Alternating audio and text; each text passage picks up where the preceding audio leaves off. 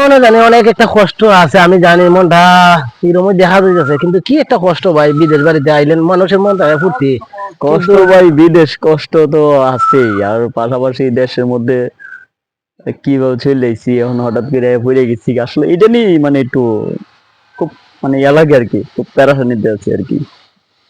সমস্যা নেই, আইসা পড়ছি ভাই, এখন কিছু করে না মানুষের 4 লাখ 5 লাখ 6 লাখ টাকা বিদেশ আয়, আসলে আমি মনে করি এগুলো আসাটাই ঠিক না। হুম।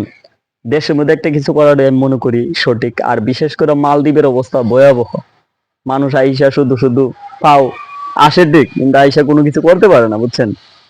এই যে দেখেন আমি কি করতেছি, এই যে এগুলো ক্লিন করতেছি, আসলে কি বিদেশ মানে দেশেতে আইছি, ভাবছি যে ডাইভিং করবো, হ্যাঁ প্রাইভেট কার ডাইভিং করবো, এই হিসাব করে আইছিলাম, এখন আয়া পড়েছি গা ক্ষেতের কাজে, বুঝছেন?